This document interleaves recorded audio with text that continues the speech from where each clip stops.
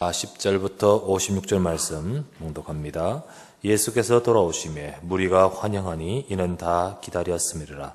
이에 회당장인 야이로라 하는 사람이 와서 예수의 발 아래 엎드려 자기 집에 오시기를 간구하니 이는 자기에게 12살 된 외딸이 있어 죽어가니라.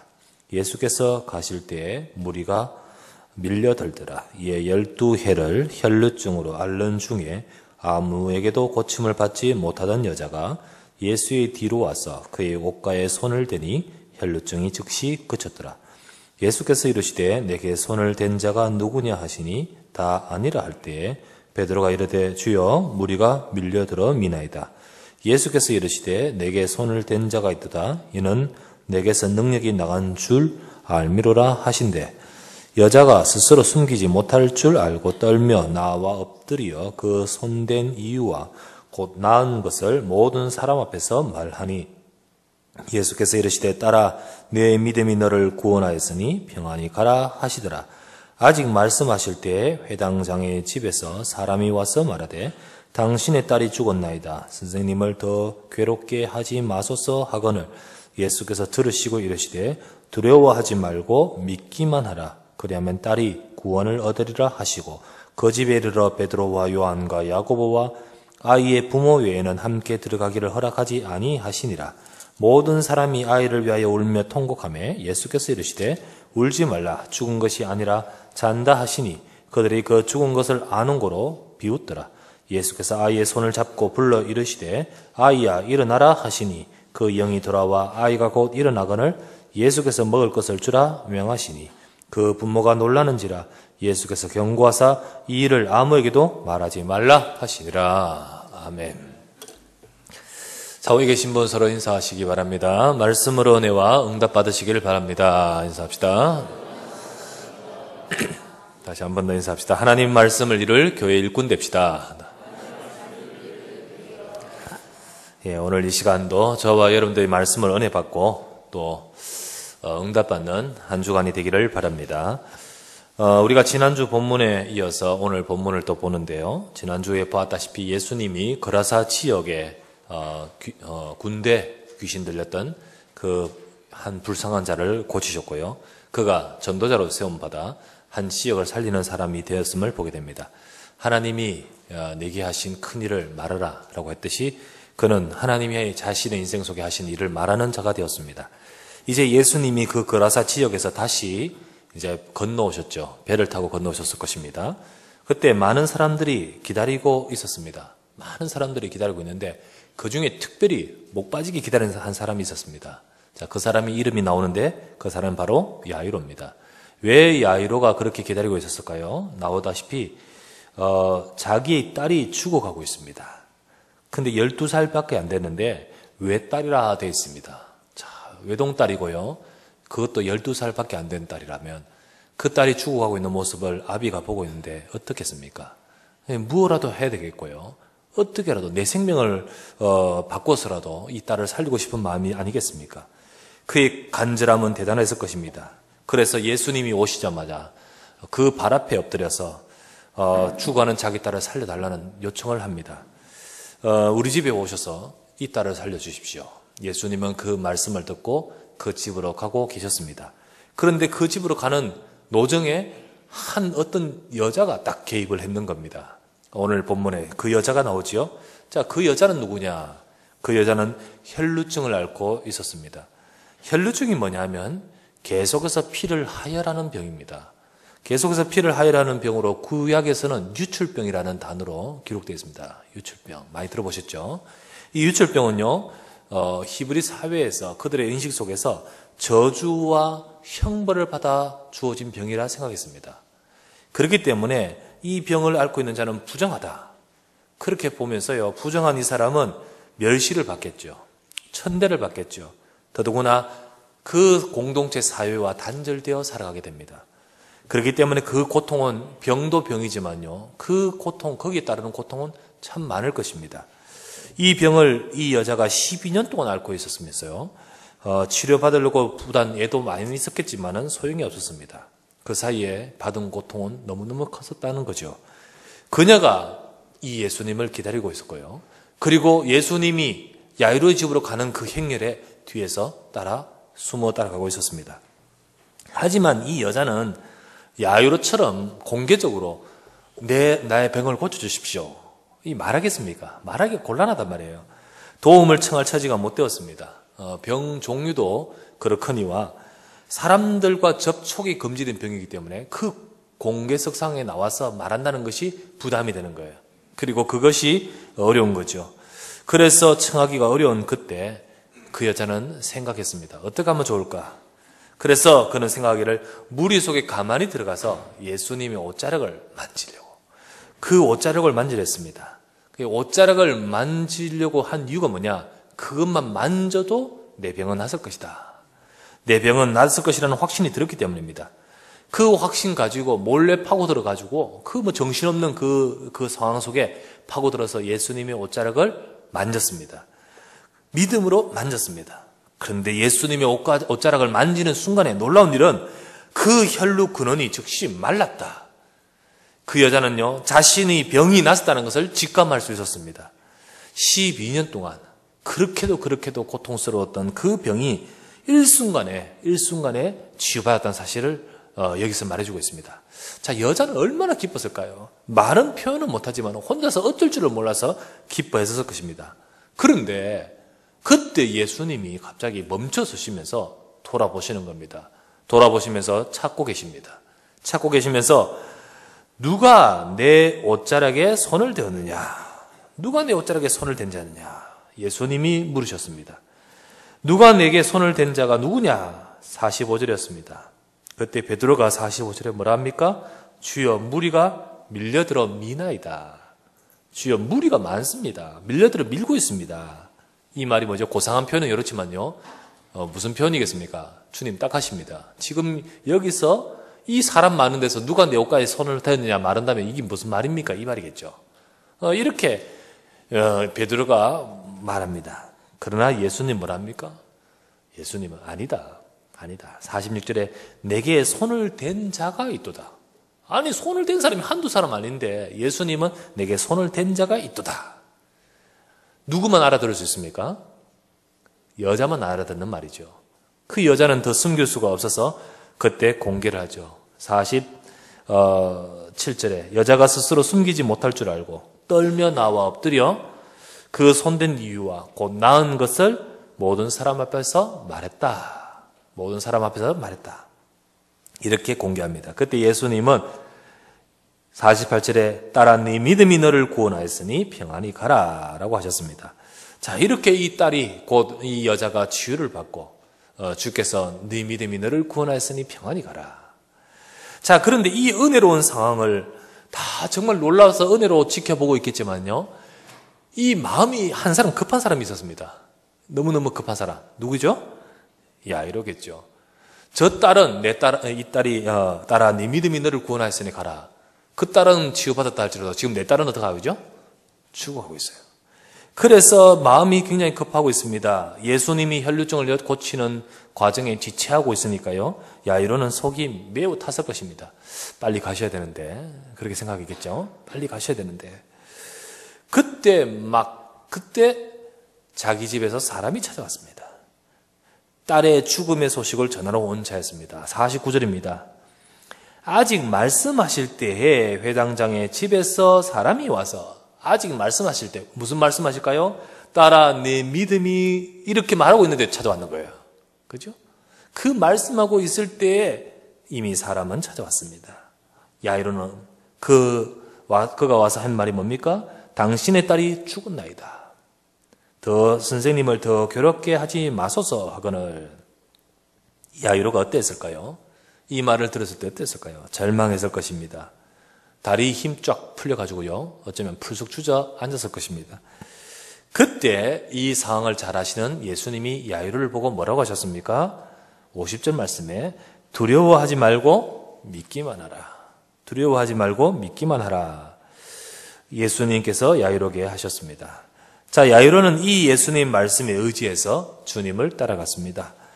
그런데 그 집에 들어가서 예수님이 그 죽은 아이를 살리시고, 그리고 그가 다시 살아난 기적이 일어났습니다. 예수님의 한마디의 그 말씀에 죽음이 물러가고 생명이 임하는 역사가 그 가정에 임했었습니다.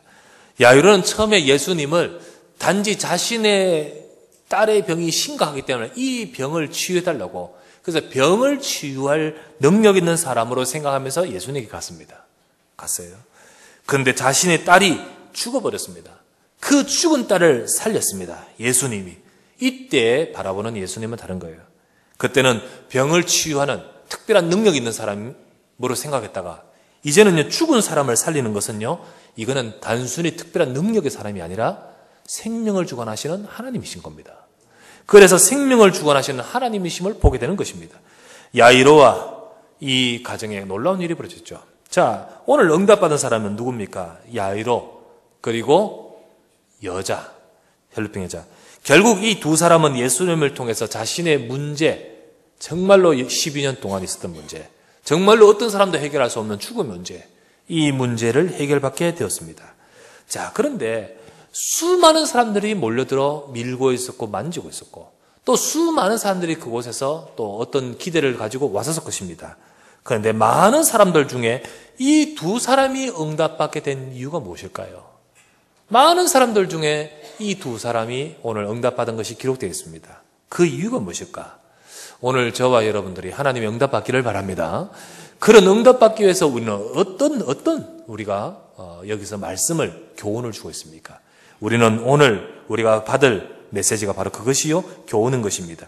그래서 저와 여러분들도 이 두 사람처럼 응답받는 우리의 가정, 우리 인생 되어야 하겠습니다. 그러기 위해서 첫 번째 생각할 것은 하나님은 우리가 믿을 때 역사하신다. 이것을 우리 오늘 본문에서 말씀해 주고 있는 거예요. 하나님은 우리가 믿을 때 역사하시는 겁니다. 자, 예수님이 물으셨습니다. 누가 나를 만졌느냐? 다 만졌습니다. 다 밀고 부딪히고 있었습니다. 그런데 주님은요, 그것을 말하는 것이 아니에요. 주님은 지금 누가 나를 만졌느냐, 이 말은요, 그런 부딪힘, 그런 만짐을 말하는 것이 아니에요. 한 사람의 만짐, 그것을 말해주고 있습니다. 베드로는 이 말을 이해할 수가 없어서 주여 무리가 미나이다 라고 하지만은 주님의 지금 말씀은 한 사람의 만짐, 그것을 말하고 있습니다. 다른 사람들도 만졌지만은 그들에게는 능력이 임하지 않았습니다. 그런데 유독 한 여자에게 주님의 능력이 나가서 그 여자를 치유하게 만들었습니다. 그러면 그 여자의 만짐, 그 만짐을 말한 거예요. 그 만짐은 무슨 만짐입니까? 믿음의 만짐이었습니다. 믿음으로 만졌다는 거예요. 그때 하나님이신 예수님으로부터 능력이 나갔던 것입니다. 자, 여러분, 여기서 보면 하나님의 능력은 어디에 임합니까? 하나님의 능력은 믿는 곳에 임하는 것입니다. 그것이 바로 오늘 본문의 말씀입니다. 믿음으로 하는 것에 역사하십니다. 여러분, 이 자리에 우리가 다 와서 앉아있지만은 이 시간 예배를, 어떤 예배를 받으시고 어느 곳에 하나님이 역사하실까요? 믿음으로 드려지는 예배의 역사하신 거예요. 많은 사람들 다 만지고 있고, 많은 사람들 다 예배 드리고 있고 있지만요, 믿음으로 드려지는 그 예배, 누가 믿음으로 만졌느냐는 거예요. 지금도 하나님은 누가 믿음으로 예배 드린다는 거예요. 누가 믿음으로 기도했냐는 거예요. 그것을 말씀하시고 계시는 거예요. 그것을 말씀하세요. 우리도 이런 믿음 가지고 있어야 되겠습니다. 여자는 참 대단합니다. 어떻게 옷가에 손만 대면 낫을 것이라는 이 믿음을 가질 수 있겠습니까? 그 상황 속에서요. 우리도 이런 믿음 가져야겠습니다. 사실 생각하기를요, 이러지도 저러지도 못하는 그런 상황입니다.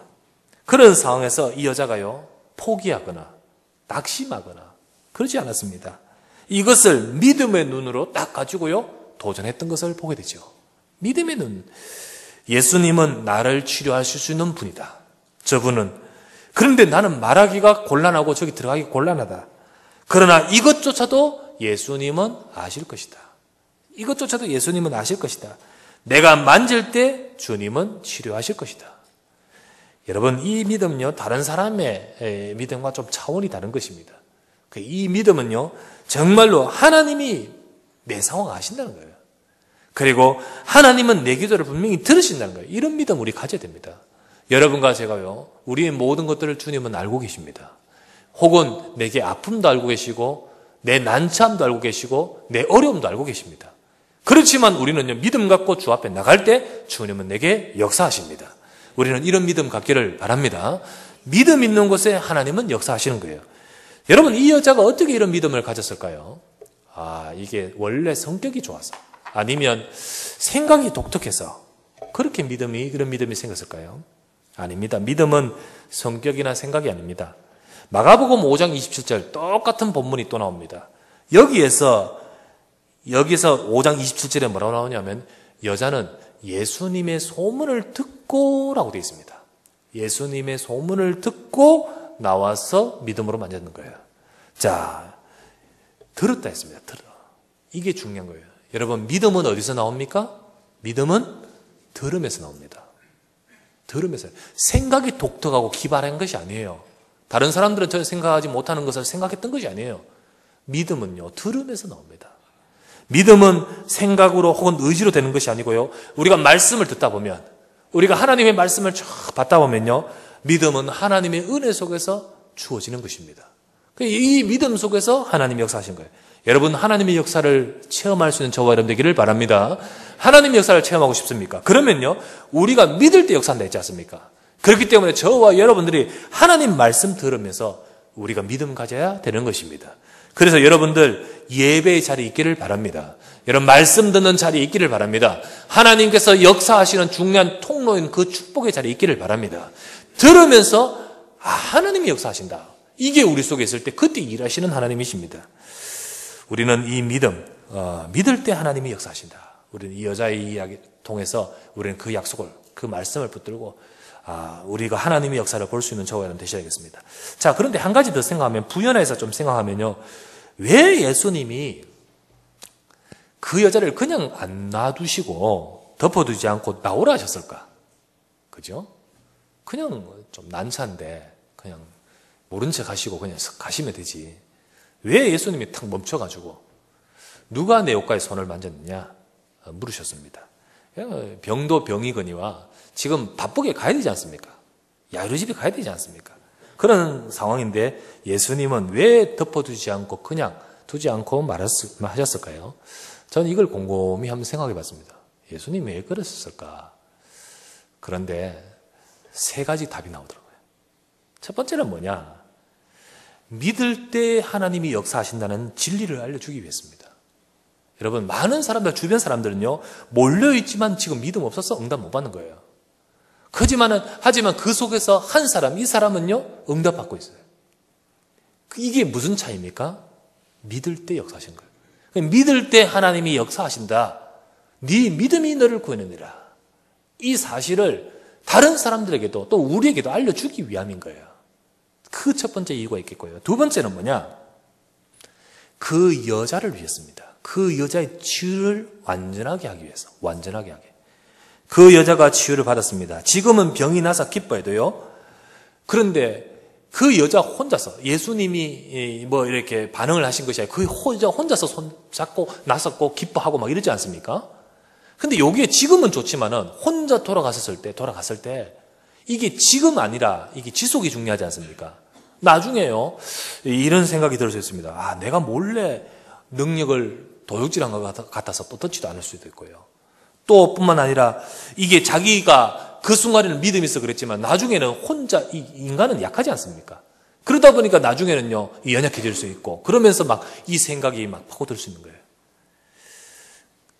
지금보다는 지속이 중요한 거예요, 지속이. 그때 예수님 뭐라 했죠? 네 믿음이 너를 낫게 했다 했어요. 네 믿음이 너를 낫게 했다. 그러면서 평안히 가라 했습니다. 평안히 가라.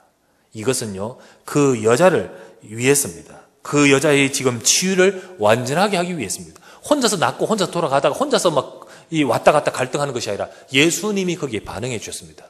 네 믿음이 너를 낫게 했느니라. 이것이 중요한 거예요. 그 여자의 치유를 온전하게 완전하게 하기 위해서입니다. 그러면서 또 하나는 더 있습니다. 무엇이냐?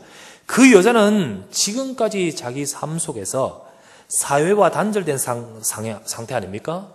그러다 보니까 몸도 병이 들었지만 어디가 병 들었을까요? 어디가 병이 있을까요? 마음의 병이 있겠죠.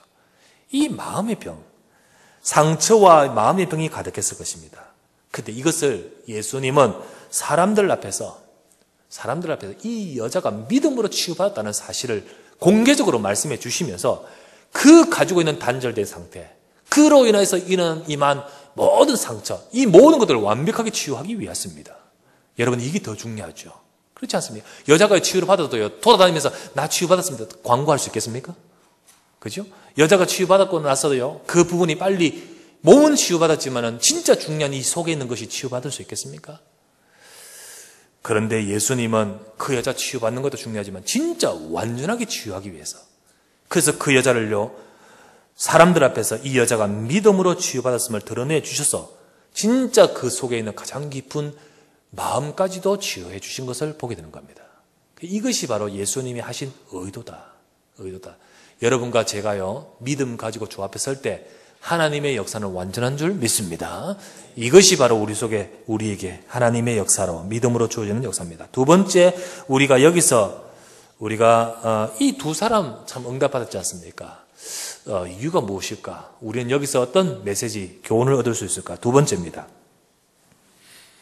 절망할 상황에도 낙심하지 말고 오직 믿음 가져야 됩니다.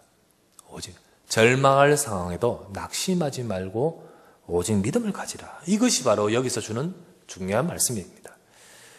혈루병 앓고 있던 여자도 그랬었습니다. 절망적인 상황에서 포기하지 않고 믿음으로 만졌지 않습니까? 뿐만 아니라 야이로도 마찬가지입니다. 야이로가 얼마나 절망하는 일이 딱 나타났습니까? 야이로가 집으로부터 온 소식을 딱 들었을 때요, 49절 말씀에 당신의 딸이 죽었습니다. 끝났습니다. 상황 종료했습니다. 이 말이죠. 그러니까 선생님을 더 괴롭게 하지 마소서. 그분 오실 필요 없습니다. 끝났단 말이죠. 이 말에 정말 어떻게라도 지푸라기도 잡고 싶은 마음으로, 또 예수님을 모시고 가면 될 것이라는 기대감으로 가지고 있었는데, 이 말에 야이로는 진짜 얼마나 낙심했겠습니까? 그리고요, 그 낙심은 지금 시간을 지체하게 만들었던 모든 것이 또 원망스럽기도 했을 것입니다. 부고를 전하러 온 사람들의 말대로 이제 예수님 모시고 가도 소용없다는 생각에 마음이 막 흔들리는 거예요. 그리고 마음이 힘 빠지는 거예요. 그리고 콱 밀려오는요, 많은 것들이 우리가 표현을 못하지만 많은 것이 있었을 것입니다. 여러분, 우리 주변의 상황이, 내 주변 상황이 내가 믿음 갖지 못하게 만들 때가 많습니다. 내 주변 상황, 내게 일어나는 일들, 내 주변의 말들, 이런 모든 주변의 것들이 나로 하여금 믿음 떨어뜨리게, 믿음을 잃어버리게, 믿음 갖지 못하게 만들 때가 많다는 거죠. 우리가 믿음 갖는 것을 뒤흔든 요소들이 우리 주변에 많습니다.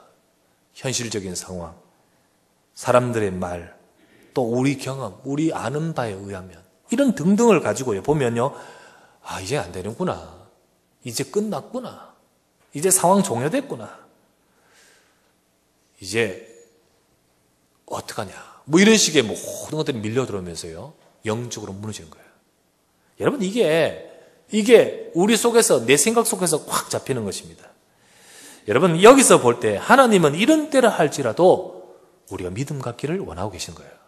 정말로 우리는 불가능하다, 안 된다, 끝났다 하는 그 상황 속에서도 저와 여러분들에게 하나님이 원하신 것이 뭡니까? 믿음 갖기를 원하셔요. 믿음 갖기를 원하셔요. 50절 말씀 보십시오. 바로 이 상황 속에서 예수님 뭐라고 하셨습니까? 예수께서 들으시고 이러시되 두려워하지 말고 믿기만 하라.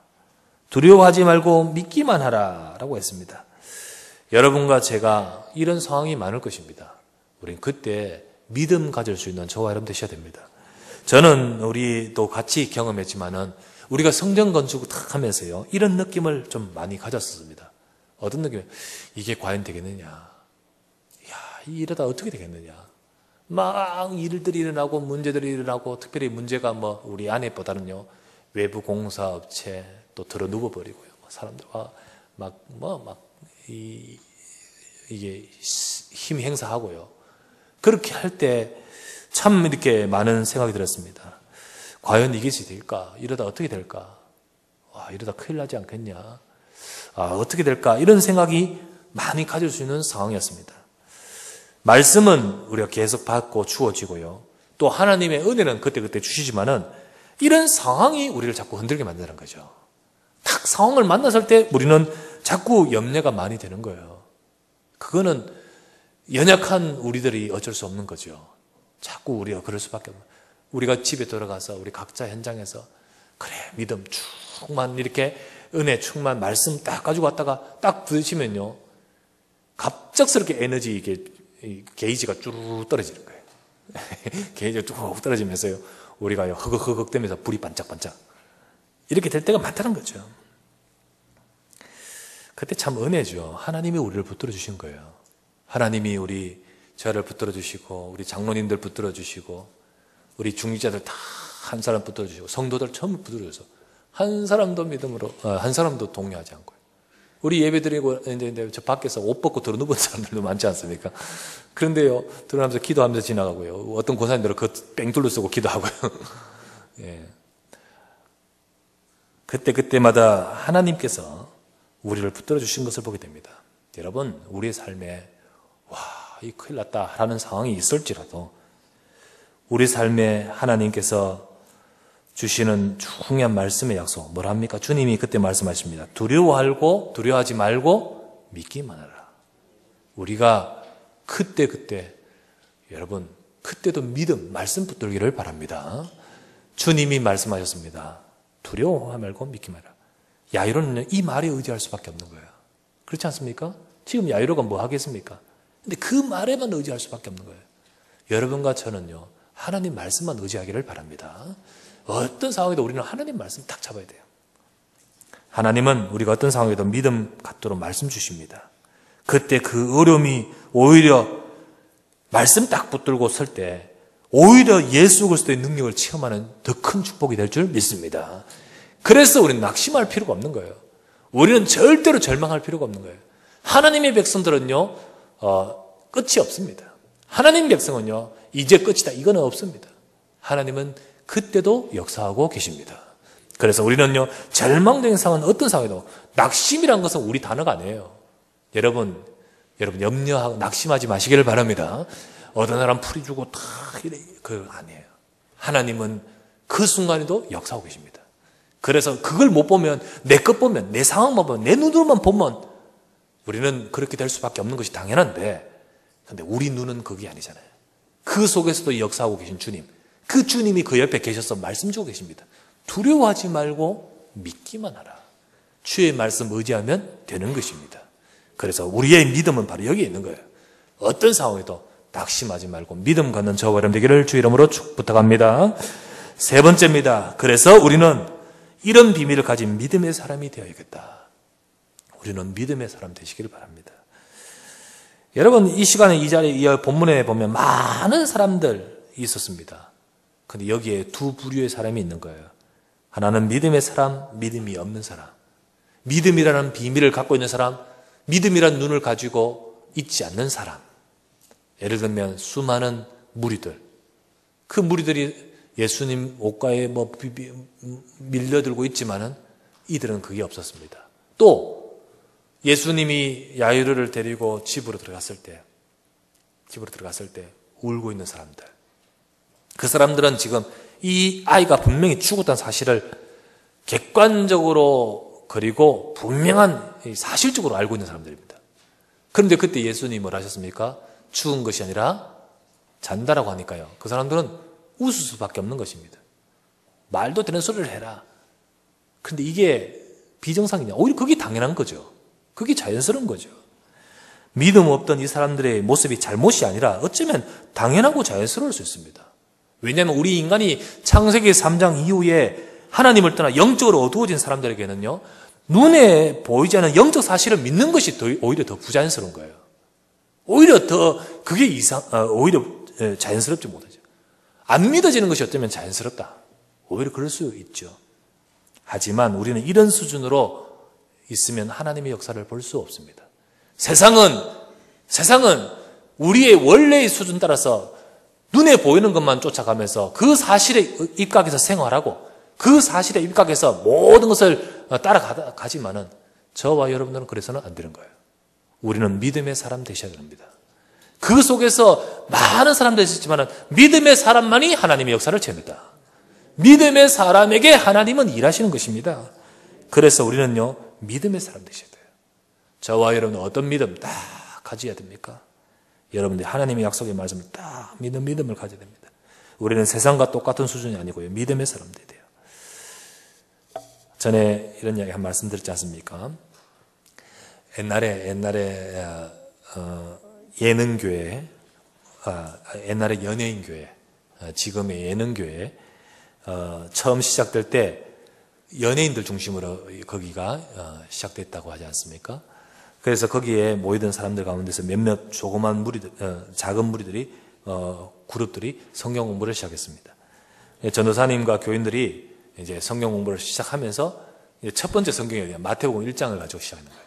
마태복음 1장을 딱 가지고 시작하는데 마리아가 잉태한 사실, 처녀 약혼자 이 마리아가 임신 사실을 딱 알고 임신했는데 이 사실을 안 요셉이 조용히 정원 파기를 하려고 할 때 천사가 나타나서 마리아 잉태는 성령의 역사시다.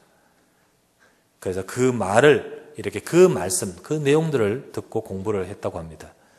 그런데 문제는 어떤 그 중에 한 분이 마리아가 성령으로 아기를 가졌다는 이 부분에 걸리는 거예요. 안 믿어지는 거예요. 믿어질 리 없죠.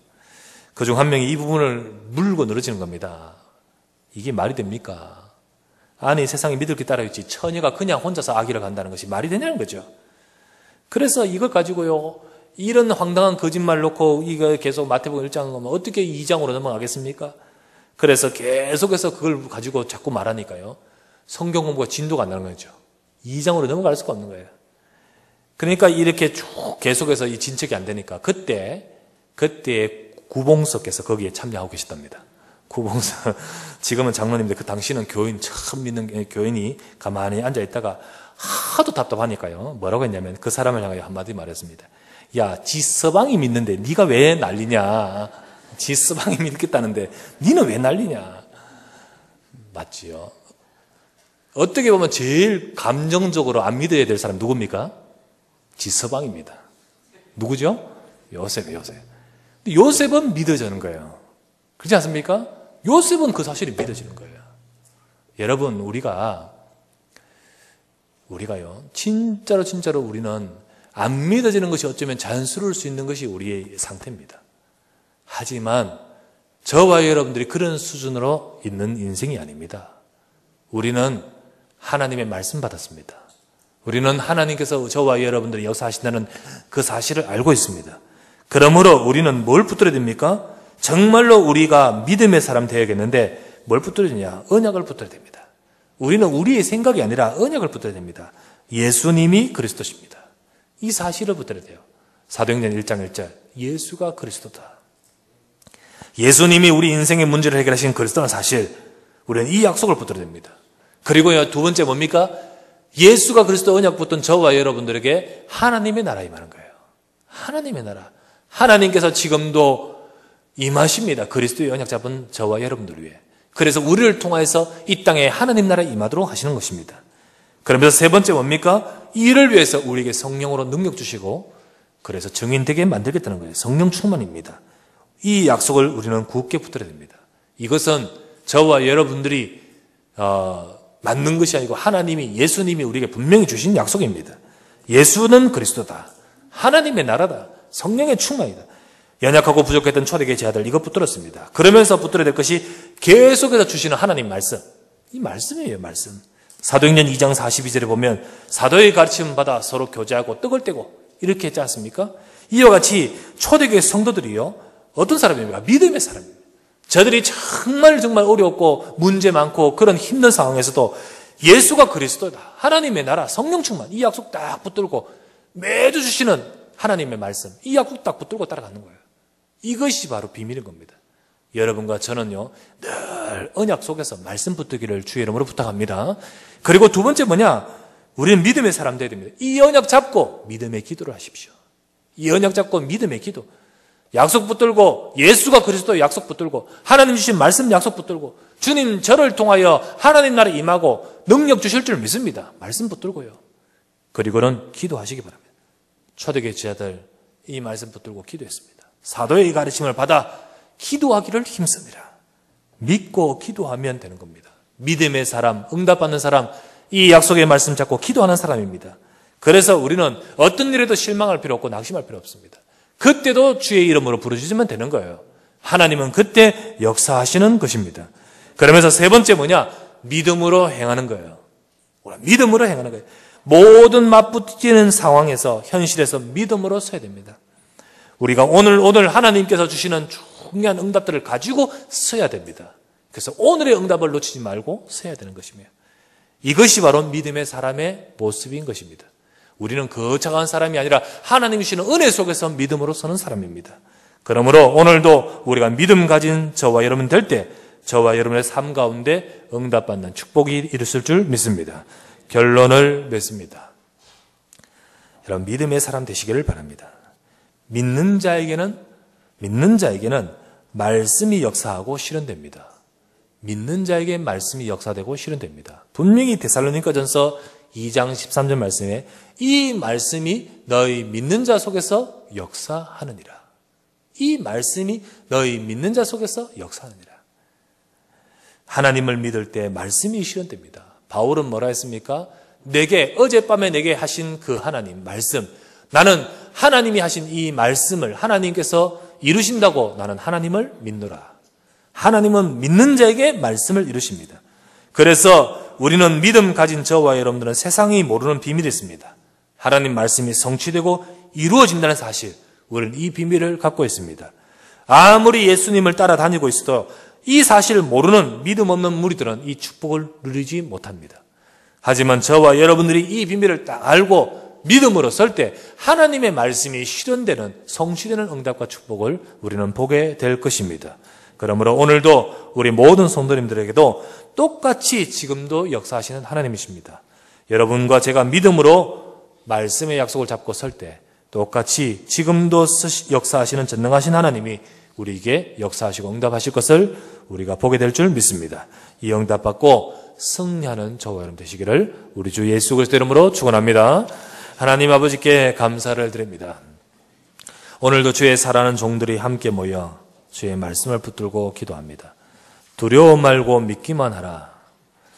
주께서 가장 어렵고 절망적인 순간에도 주님은 우리에게 믿음을 원하고 계신 줄 믿습니다. 하나님은 우리가 믿을 때 역사하시기에 우리가 믿음 가질 때 분명히 그때도 일하시고 역사하시는 주님이십니다.